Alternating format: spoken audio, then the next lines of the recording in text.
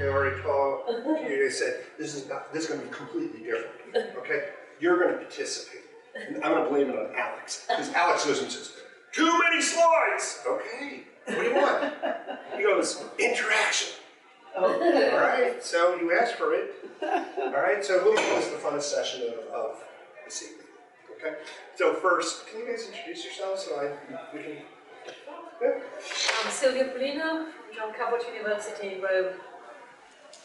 Okay, and it's in Rome, Italy, if I recall. Yes. Good afternoon, Emil Milliboy with the California State University of Fresno, and I actually got my BBA at Family Business School in the UK. So Fantastic. So we can relate stories. I have my Gordon Ramsay story. Hello everyone, my name is Andy Yu from the University of Wisconsin-Whitewater. I am a professor of management. Okay, Nice to fantastic. be here, know everyone. Excellent. Pleasure to have you.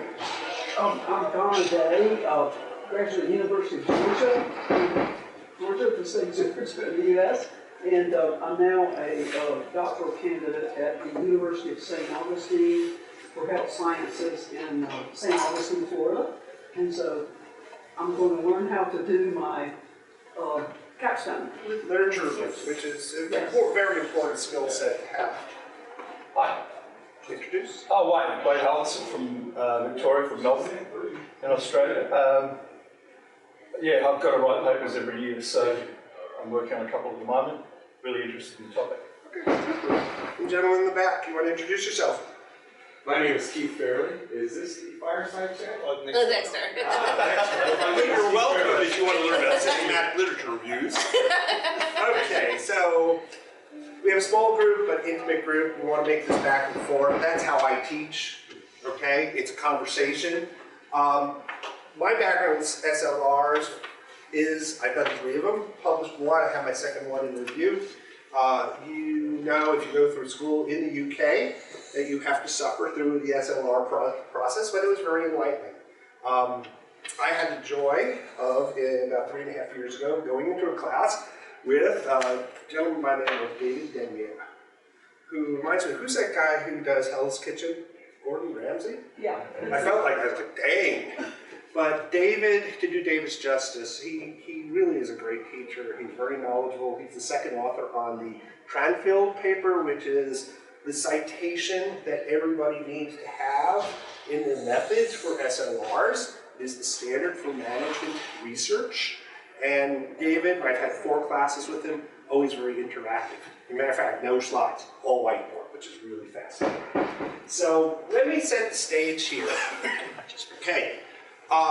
What is an SLR? Why is it important? Has anyone done one? I'll just open it up, just for comments as we go along. So I'm not going to want to do all the talking. Literature review, what's the S part again, John? I just came in. Systematic. Systematic, yeah, literature review, whenever you write a paper. Okay. PhD. Has anybody done an SLR? Okay. All right, good. All right, so I'm going to try to walk you through the steps. We're going to be engaged with it. I'm going to give you some tools, and us together become a resource network to each other because it's a very powerful tool.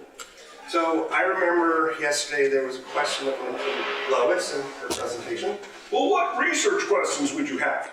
And you're like thinking about it going, how can I formulate a research question without understanding what the literature says and understanding what the controversies, the gaps, where do I want to knock out some of the dogma and get the underpinnings?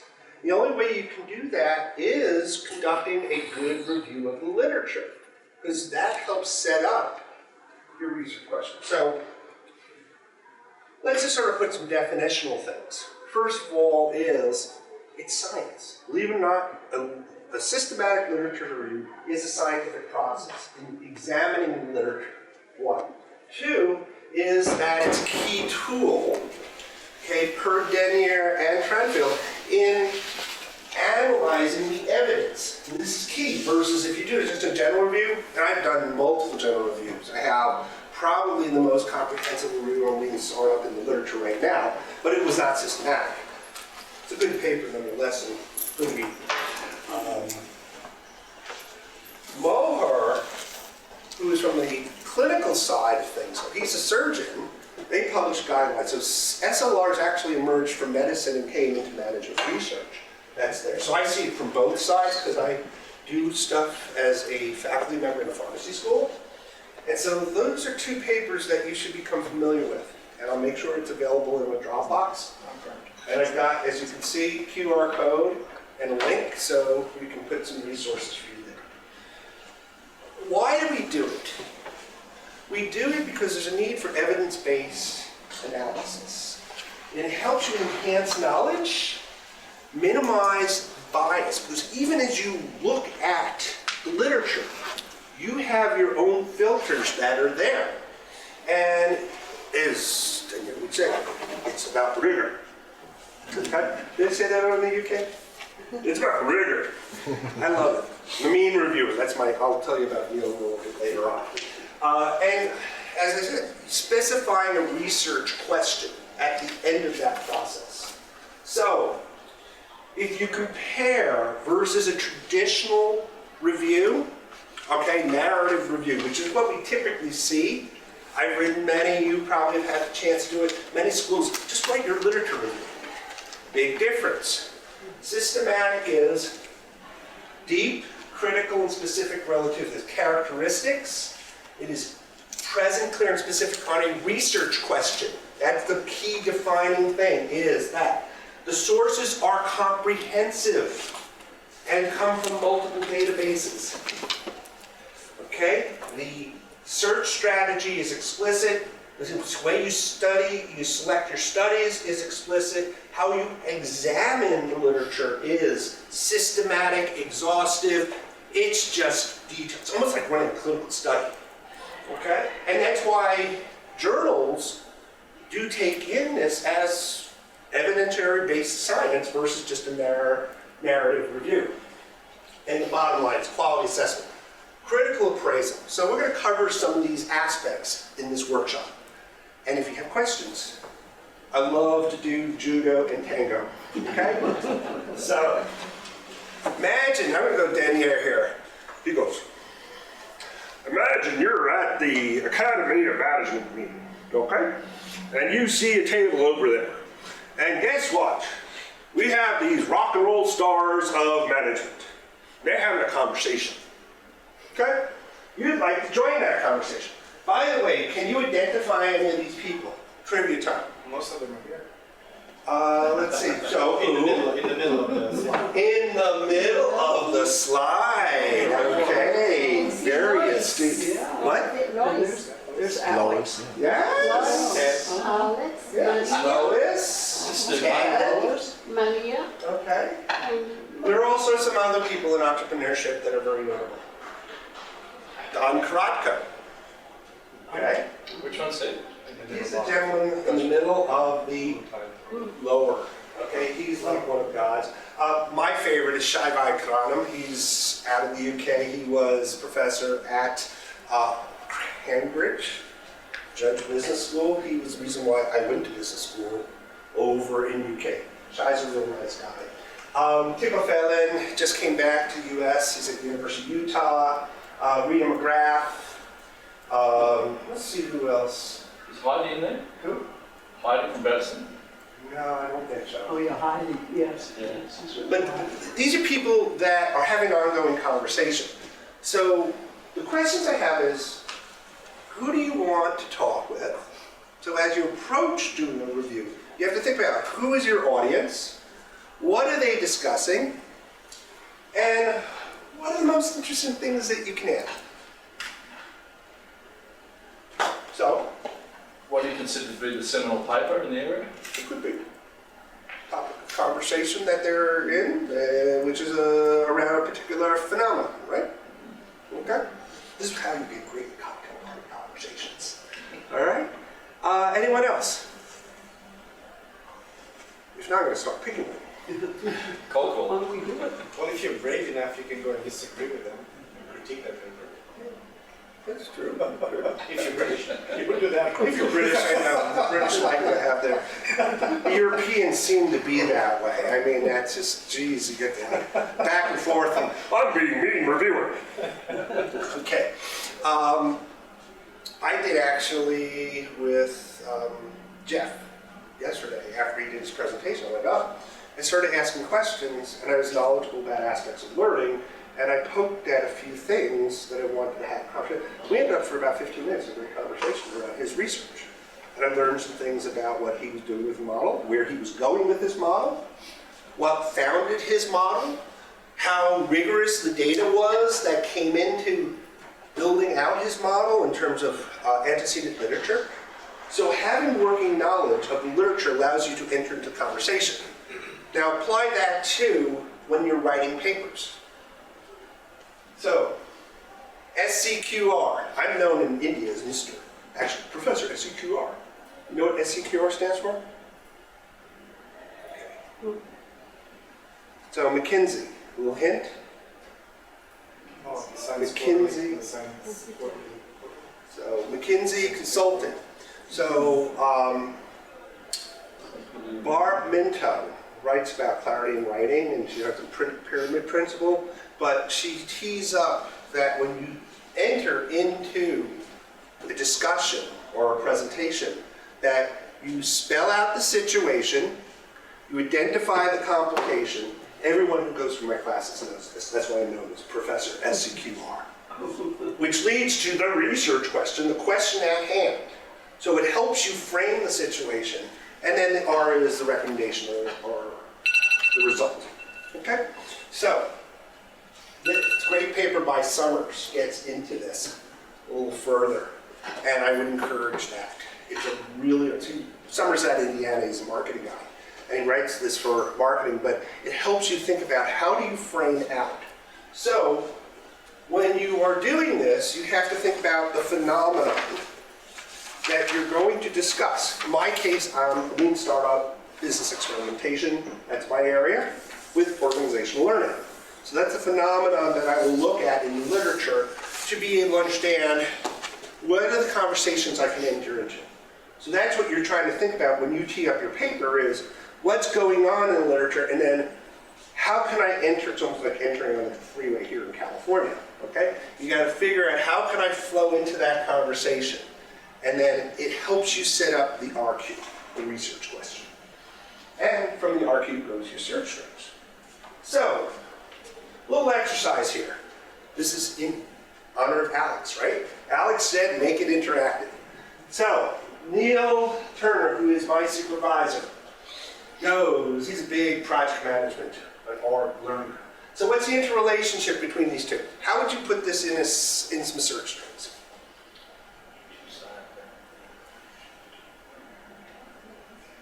Ask the question again. How would you put into some search strings? This search. Just your subject. What? You said your subject. I mean, you said how would you put in your search?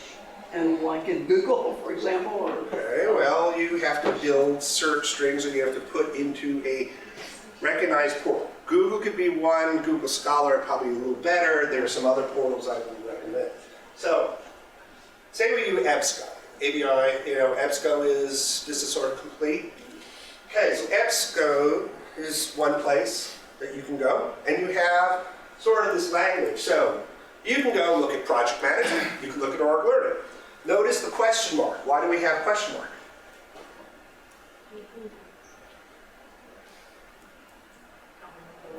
Because the Brits spell organization different than us in the States. Z's and S's. Z's and S's. So literature has to pick up what is that. Okay? I have this debate all the time with my supervisors. So, you saw, the results are not really good. It's like, ugh. Are you going to review all those papers? No. All right, let's put them together. All right, we're down to 1,609 citations. Okay, that sounds like a great weekend's worth of work. How do we get it there? Any guesses? Look for more current returns. Oh, that's good. How about this? Put them in quotes. Quotes lock in the words together. So now you combine it, now you're down to 200. What else could we do? Use ChatGPT. That's going to change the whole world of SLRs, and they're going to find something better than Turnitin. Okay, to do that. So you can put limiters, Yeah. years, language. You can look at, is it scholarly peer review? So what that helps you knock it down so you know what you're looking for, because there's a lot of junk that's out there. And you don't want to be looking at junk because you're doing SLR, has to be based on scholarly information. Not will exclude, or N number will say, look 5, it's like N5 means within 5 words of the term. Okay, so this gives you ways to tighten up. Now, middle of the night I was thinking about this for a weird thing. So I woke up at 3 o'clock in the morning, said, gotta change the slides. Because Daniel did this like in our first virtual, and he was teaching, and he had one of our students put together this construct. Well, what is that construct? Well, the whole lesson there is when you have search terms, you have to start thinking about adjacent terms, so you use ORs. So I know you can't read this, but basically, if you look like, this happened to be like lead, star, which gives you expansion, or adjacent terms. And they had 3 or 4 phenomenon. So what you do is you create this construct so that what you can do is you can then pair up in hands and then collect your literature. So this is a way to get very comprehensive in capturing information that may be related to your phenomenon. Do you use hand to note or do you use spreadsheets for doing that? Yes, Fine. I use spreadsheets for collecting my data. That's all the time, and I'll get into that in terms of tools. And that's part of my next thing, perfect lead-in. So what tools, and how do we refine and combine outputs, and what portals? Okay, so you said Google. So Google is probably not the best place. When you go search for something, what are you using? You use EBSCO. Okay, what else? The libraries just put an inquiry panel straight on the front page of their website. You just go straight in. But there are multiple portals, because in a good SLR you should be using at least 3 portals. Just ABI inform. Here you go. Okay, great. Therapy, I use PubMed. PubMed. That's really good. Okay, Sentinel is great. really good. And there's ProQuest. It's real ProQuest. All right, so there's a few things that we need to think about. Sorry again for the small pictures, but ABI inform. So I typically use ABI inform, EBSCO, and Scopus. Okay, they're MECE.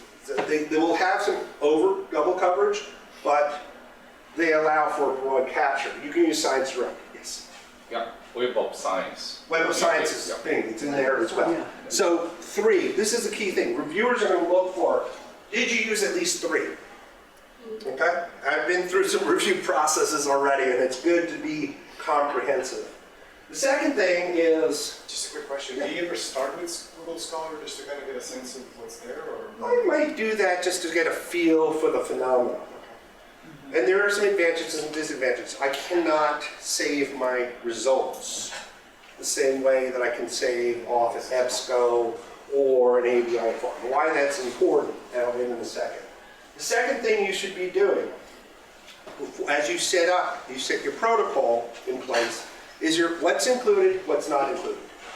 Should have that set before you go into it. Why that's important is it'll help you cull down your results. And as you're doing your results in your search strings, you're now keeping a journal. The search strings, the results. Search strings, results. Why? Because you're going to have to put it either in an appendix or in your methods. Reviewers will look for it, and they will beat you up. And they will look for in your methods, did you have inclusion, exclusion? So those little other things that are there are citation managers.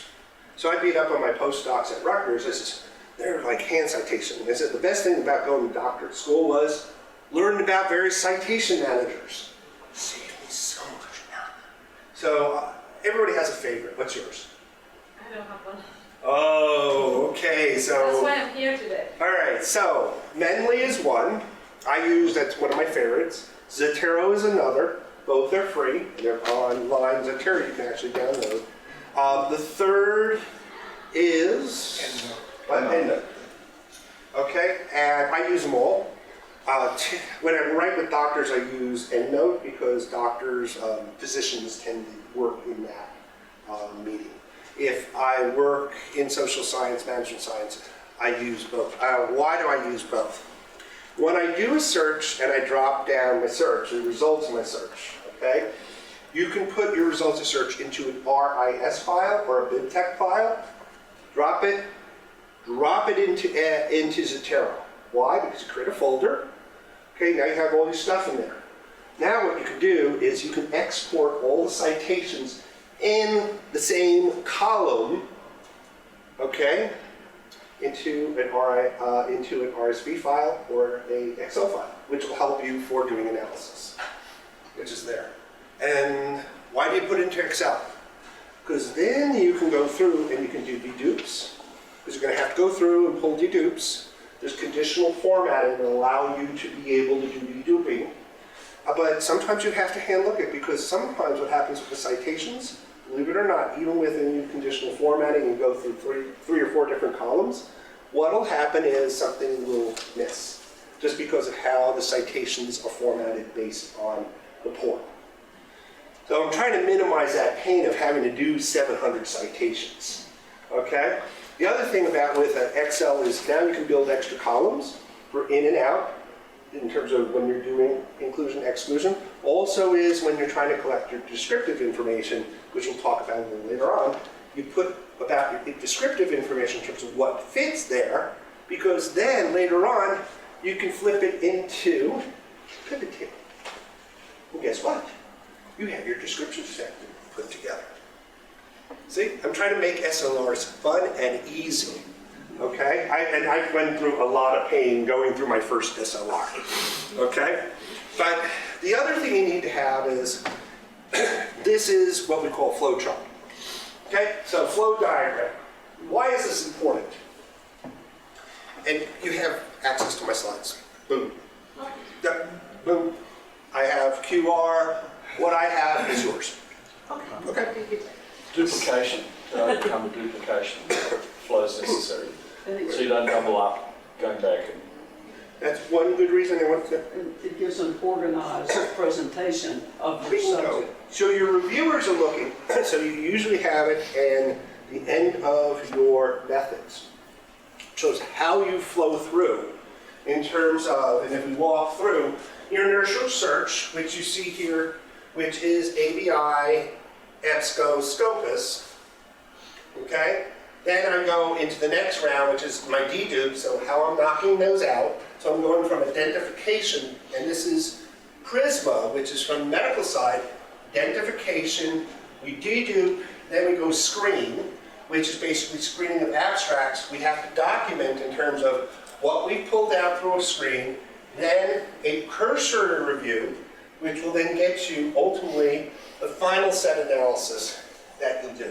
You do this, you don't do as much detail of the snowball, but you should have that laid out. It tells your reviewer that you've been systematic in your approach. Okay? You have more confidence in the data when you see that. And it really actually helps when you write up your method sections or other pieces. Can I ask you a question, not to throw you off your flow of presentation, maybe you can address this at the end, but if somebody publishes an SLR paper, right, on a topic, let's say it's you said project management and organizational learning, and is there any way to rewrite that paper and make it different and add value to it? Have you ever seen anything like that? In terms of, yeah. So like it's it's kind of like using the same data and everything is the same, right? Because you're doing the Depending same. on what your research question is, what you're looking for. Your research question drives them. So let's go through reviewing and analyzing it. And so that's a key theme, is you could pull the same data, but you have a different research question. Okay, which will affect in terms of how you screen out the stuff. So screening, reviewing titles, abstracts. Any thoughts? How you do it? This is your first step. This is where you may have several hundred or 1,000. My first SLR had 1,300. And you do not do 1,300 in one round. I think about one and a quarter, go for a cappuccino, take a break, come back, okay? Then a glass of wine, okay? So what you end up doing is as follows. You got your selection criteria there? Boom, that you should be looking at. You look at your methods and results of your 5 minutes. I have 50 minutes. Yeah. Oh, the Q&A session doesn't... No, this is interactive back and forth. Yeah, so it's Okay? So I'm about halfway done. Okay? Find function. function in Excel, and you watch for your non-English stuff. So you are able to knock down a lot of stuff by doing a quick screen. It will save you a lot of time. I have faculty that tell me that they can go through 500 to 700 in an afternoon. Personally, I do 500 to 700 in about 3 days. You need to take some time, okay, to get to mind numbing. But this is your first step in terms of culling down stuff. And use your inclusion-exclusion criteria. And as you're going in your database, in, out. So yes or no. So this way you're documenting what is there. So, how do you review an article in 10 minutes? Read the abstract. Well, that's a good way to start. But think about those big 40-page monsters from ETP. I mean, definitely if you want to go to sleep, all right? First doing that, yes. Abstract, Conclusion, yes. and I read the summary. Bingo! All right, excellent. You win, surprise. So, start with your research question and your screening criteria. Always have that. Abstract, hands up for the folks at abstract. Conclusion. So, little things to think about how the papers are structured. The back end of the introduction usually puts your RQ and a repeat in your contributions. Read that, which is usually the second to last 3 paragraphs of the intro. Look at your results, and particularly your tables. Tables, results, beginning of the discussion, first paragraph or 2. 10 minutes. Seriously, if you go through, you get good at doing it. It's like, I couldn't believe it. It's like, I went down from 40 minutes to 20 to then 10 minutes because you look for where the information is. Sort of the Willie Sutton School of Literature Review. Willie Sutton's a guy who robbed banks. Why do you go to rob banks? Because that's where the money is.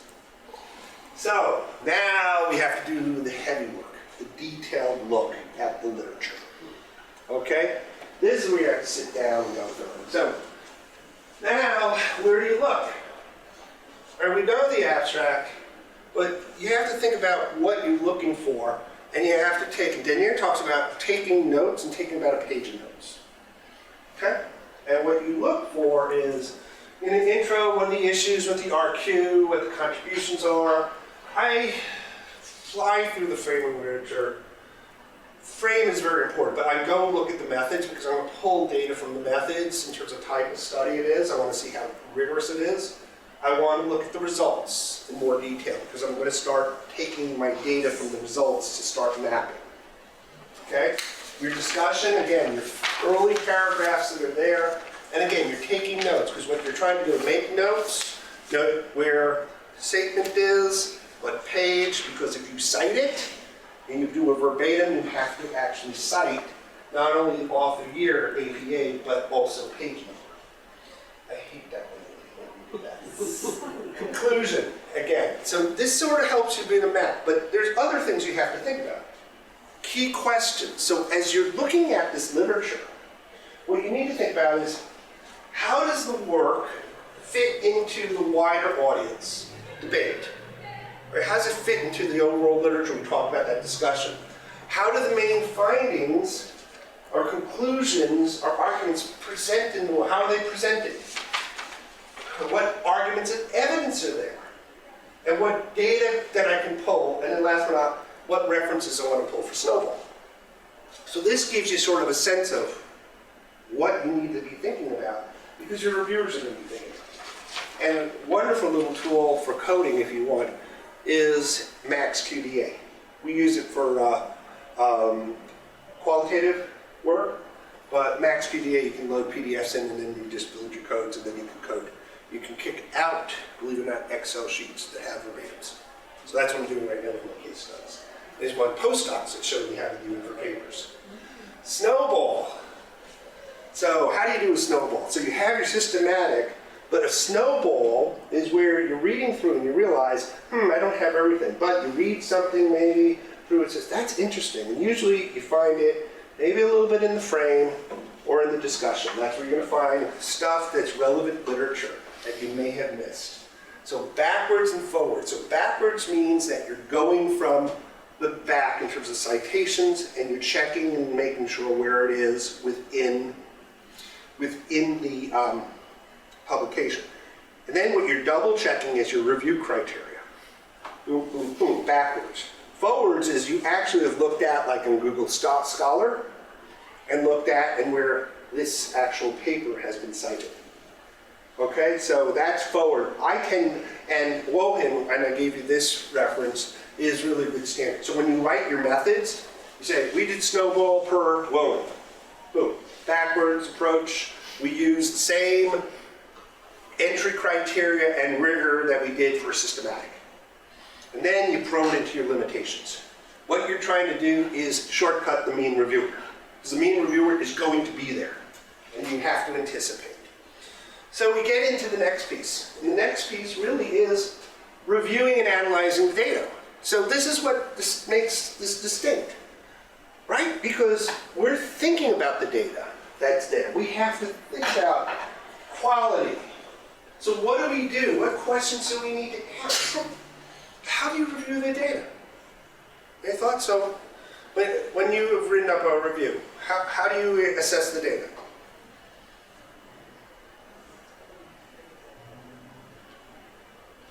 Quality of the journal. Okay, that's a good start. Okay. Numbers of citations. Citations, okay, very good. How well it answers your questions. Okay, good. That's And very, the date, time of publication. how close it is. Now, there's some seminal literature that you may go back. In my area, I'm pulling stuff from the 70s because some of the seminal literature that we're dealing with learning theory actually comes from the 70s. But there's updates that are there. But your reviewers always want to know, did you have stuff from the last 5 years? Yeah. So this is the first thing for assessing quality. Get the reviewer's checklist for the journal you want to submit. Think like a reviewer. Okay? That's Denya. That's Neil Turner. Neil's like, God, think like a mean reviewer. Neil, I love him to death. So we're assessing quality, but we have these questions that we need to think about. Such as, are the arguments that are being presented sound? Is the research method robust? Are the conclusions valid? You go, I mean, this is just critical thinking of it. And the references, what is the origin, that's provenance, of the source? Okay, is that the original source or are they citing someone else? Mm-hmm. And then you said journal quality. Go ABCD. In the UK, it's 3, 4 star, 2, 3, 4 star, that type of stuff. So, we've done all this work. Are we done yet? Reviewing and analyzing. So we need to think about how we present the data. We've taken and we put in our notes, so this is why building a good trail with your Excel sheet and also in your, and what I do is, I do a sheet that I put on top of the PDF, but I'm an old school, I print out everything, and then I start throwing stuff into piles. The other thing I do is a little code on the top in terms of which bucket I want to throw this into, and boom, boom, boom, because that's going to help you as you start thinking about your literature streams. Because that's the descriptive, that's a thematic piece, which is the toughest piece. This is descriptive analysis. So this is the quant. So looking at these figures, and these are from different SLRs, one of them mine, what stands out? I was anticipating which people should be. Yeah. Are these all different papers, or they're all different? Yeah, they're all different papers. So they're different ways to present the data? Well, they're all good ways of presenting the data.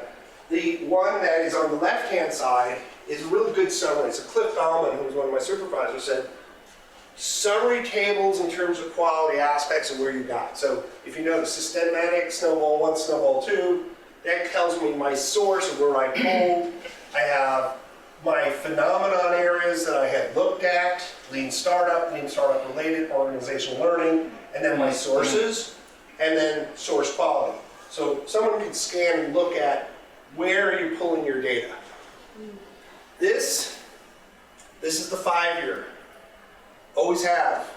Where is the literature hitting in the time? And then last, and this is Lean Startup, this is actually pivoting. This is a great paper on pivoting, check out all our goals.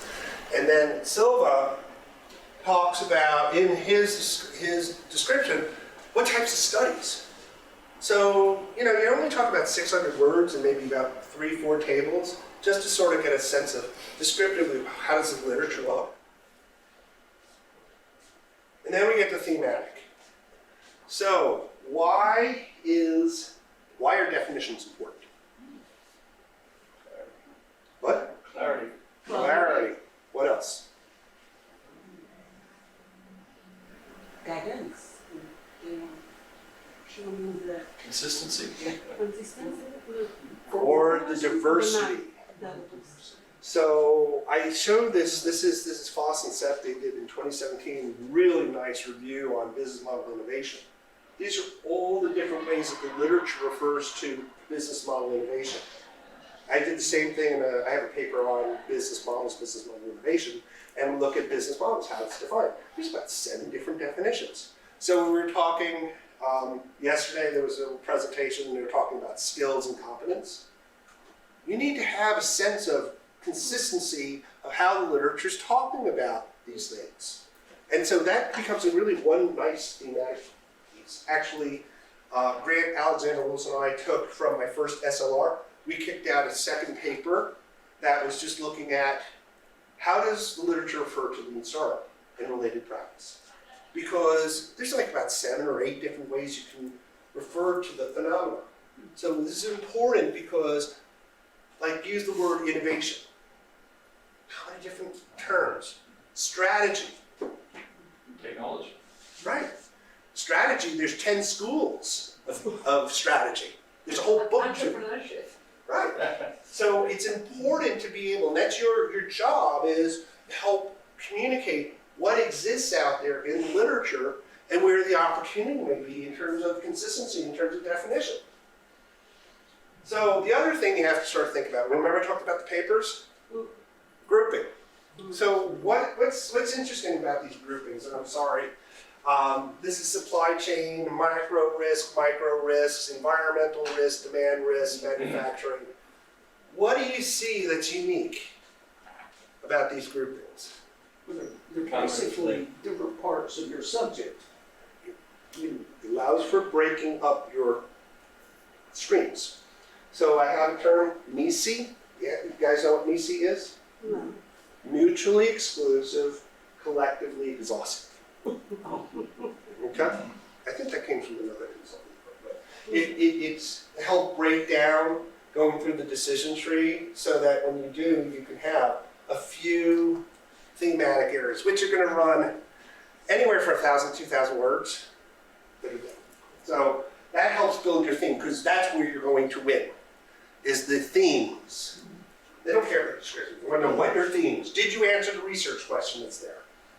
So this is the first thing you do when you build your themes. You map the literature. So you notice in a good SLR, they'll have a table and where things go and whatever. So you could do a table, or you could do actually a figure in terms of a figurative map. That's it. By the way, which do you think is more clear? Outside of that, you can't read it anyway. But would you prefer a figure or a table? I would take both. What? You pick the box. Combining. So the figure is clearer for the storytelling. Yes. The reviewers like to see tables. Of course. Okay? It's just, it's one of those weird things. I get beat over the head. Don't look at the table as well. So we actually included in our last paper both. And I know a reviewer's going to say, choose one. So we get to this last piece, which is probably a really challenging piece, which is called discussion. Okay? So discussion of the literature. All right? This is where you win the paper. I tell folks this is where you did all your data analysis, you set up. So what is in a discussion section? I'm always curious. 10 minutes, I'm on time. An overview of the key points. Okay, key points. Point of consensus and contradiction. Okay. Sort of a summary. Summary. What about your research question? What was that? That's your guiding light. We're putting the guiding light and gives a golden string. So, did you answer their RQ? What are your contributions that this piece has done? Does it fit with, how does it fit to other literature? What research questions, and what is your research agenda? Because usually that's what you're doing. Sorry, John, I'm going to have to go. Okay. Very interesting. Thanks. I'll follow up and read your notes. Okay, definitely. And any questions, by all means, keep it. And last but not least, limitations. You need to show your flaws. And future research? And future research, right. That's your research agenda. Because limitations leads to research agenda and future research. Okay, so that's a nice way of putting it out. Folks get really challenged in terms of writing discussions, but you've done it enough that it's almost like you can make it a formula that is there. And so what you'll have is you'll have a model. Okay, in this case, in this model was my overlay of Snell and Schock's version of single, double, triple loop learning, and overlaying it is iterations and pivots and continuous learning. So we built a model that we're proposing based on how we map the literature to be the basis for what we're going to study in our empiric work. Also is you have research questions, as you can see, as well. So this helps set the research question. So when somebody says, what research question? My research questions coming forward are coming back from the analysis. So when you write your review sections or your analysis, that should drive your RQ. So you have a solid RQ moving forward because you found the gaps in the literature or an opportunity to knock something down. So when we write this, and I'm known for teaching storytelling. Okay, so hopefully you got a feel for a story flow here. Okay? When you write papers, it's about telling a story. So we've covered a lot of these elements already, right? But how do we put it into a story arc? So this is Freitag's pyramid.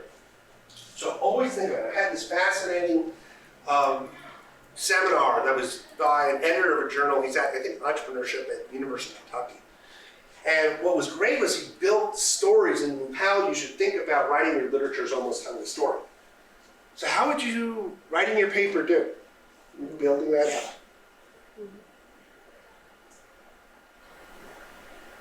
Well, you could do it chronologically. If you don't tell a story chronologically, like it started with this and blah, blah, blah. How about you? Okay. As you go by things and putting things together, may go together, link that. So here we go. Bingo. You set up the initial, like in a book, intro, frame, and methods are building rising tension. So we're creating tension if you think about it, because the climax are your data. And the falling tension ends up being the discussion and your conclusion. So think about that, and it helps you. Okay, and the frame is important in terms of creating that tension, because you're trying to justify the reason why you're doing this type of methodology and why you're driving them, your methods will give you your results. Methods and methods. And this is just a quick, this is to see, I did this with my postdocs for a poster. We got a few quick questions. So what do we have here in the poster? You'll see this. So you could do it as well, it would apply to the science side, the same methods to a scientific poster that was for a managed care meeting. So there's postdocs that did this. And so what we find here is, one, set up with the background. Your objective has your research question. I had a debate with the dean about this, but I says, it's RQ, not objective. It's more rigorous. Methods are quick summary of what you did with your search strings. You show your Prisma. And for this, what I just did with them is just the descriptive side. Kicked out because they had everything in Excel. Boom. They kicked out the data. And it says, give me 3 paragraphs, include limitations. They were able to get this done in 2 weeks. For postdocs, not too bad. They said the hardest job was actually reviewing the literature. 5 minutes and we're going to finish on time, with time to spare. So trivia time. All right, we got 3 figures here. An SLR requires you to take on some roles. What are they and why? Reviewer. Reviewer, Okay, well, okay. Now we'll think about theoretical or job. So reviewer could be one, but what else? Well, you're investigating Sherlock Holmes, right? Sherlock Holmes. So you're going to be a detective first. Okay, you're investigating, you're trying to put together what is deductive reasoning, right? Although it's actually an inductive approach, especially when you're trying to create theory. The middle, I know it's Tom Cruise. The truth? Was it You Can't, what was it, with Jack Nicholson? Oh, yeah. Right? Yeah, you can't. handle But what is he? What You is can't he? handle it. Force He was a attorney. lawyer, wasn't he? Yeah, he's an attorney, so you have to prosecute the data. You have to argue your case. So that's what you're doing when you're writing, is you're making your argument for your case. And last but not least, the doctor. What is he and who is he? The science of it, you know, Science is very good. Doctor, he look at the symptoms, but he want to solve the problem. That's very good. Diagnosis. What? Diagnosis. Diagnosis. Good. and cure. Thank you, yeah. So this is Dr. Michael DeBakey. Oh. Michael DeBakey is probably the best known cardiovascular surgeon in the world. What do you know about cardiovascular surgeons? Oh. So the devil is in the details. It's there. So that sort of is the main presentation. I'm going to just hit you really quick some backup material. So I give you Denier's flow chart. So this is a quick view of what we talked about. Okay, give you a quick view of a paper, how to write out your paper. Okay, nice little tool that we do. These are some of the journals that take SLRs. Here's some resources. Some of these should pop out. If not, just email me and I'll send you the resource. I'll put them in the Dropbox. Here's the references. So, I got time? How much? Oh, we got 2 minutes? 3. Look, I'm done with. That's 2 for 2. Okay. I'm open for your questions and collaboration. SLRs are challenging, but I write with people. And part of that writing is to build knowledge with people and learn from people. Alex introduced me to Grant Wilson, and we worked on 4 papers together, published 2. I work with folks in Europe doing stuff. Yeah, we drive each other a little crazy, but when you have different people that you're working with, you can learn from each other. And we can learn from each other and help each other career-wise. So I open that door. If I can be a resource on literature reviews, feel free to reach out. And if you guys want to learn anything about lean startup or business experimentation, feel free to give me a ping anytime. Okay? So thank you, and I'll take any questions about it.